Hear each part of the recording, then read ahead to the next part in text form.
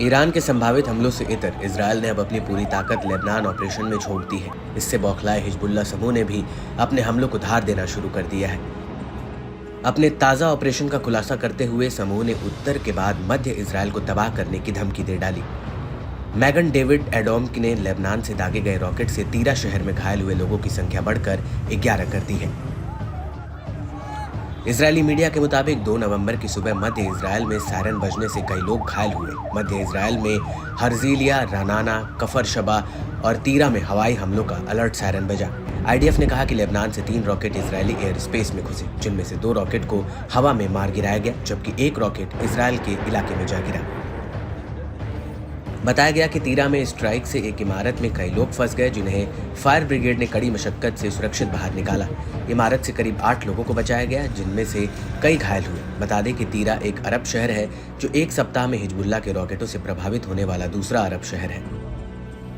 Lebanon प्रतिरोध ने Israel और उसके सैन्य ठिकानों के खिलाफ जवाबी कार्रवाई की। समूह ने दावा किया कि इजरायल की कई बस्तियों और सैन्य टुकड़ियों को निशाना बनाया गया।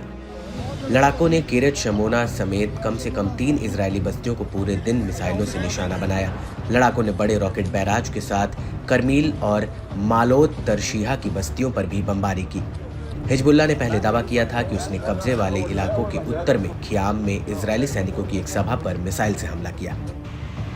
इजरायली अखबार यरूशलेम पोस्ट ने पुष्टि की है कि लेबनान से आई आसमानी आफत ने जमकर कहर बरपाया है। उत्तरी इजरायल में सैन्य ठिकानों और बस्तियों की ओर कम से कम 30 रॉकेट दागे गए। इससे इजरायली खेमे में जबरदस्त हड़कंप मच गया। इस हमले के बाद 10 सैनिक और निवासी घायल हो गए। हिजबुल्लाह ने कहा कि हमले लेबनानी शहरों, गांवों और नागरिकों के खिलाफ इजरायली हमलों के जवाब में है।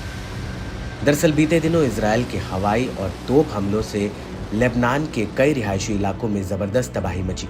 दावा है कि बड़ी संख्या में लोग हताहत हुए। लेबनान के स्वास्थ्य मंत्रालय ने बताया कि बालबेक हरमेल इलाके में इजरायली हमलों में कम से कम 10 लोग मारे गए, वहीं 2 दर्जन से ज्यादा लोग घायल हुए।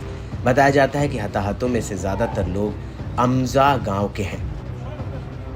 इसके अलावा दक्षिणी लेबनान के टायर शहर पर भी इजरायल के हमले जारी हैं, जिसमें एक लेबनानी की मौत हुई और एक घायल हुआ। लेबनानी अधिकारियों की माने तो 1 नवंबर के हमलों में लेबनान भर में कम से कम 50 लोगों की जान चली गई। इसके चलते हिजबुल्लाह इजरायली सैनिकों को निशाना बनाकर जवाबी कार्रवाई के साथ हमलों को करारा जवाब दे रहा है।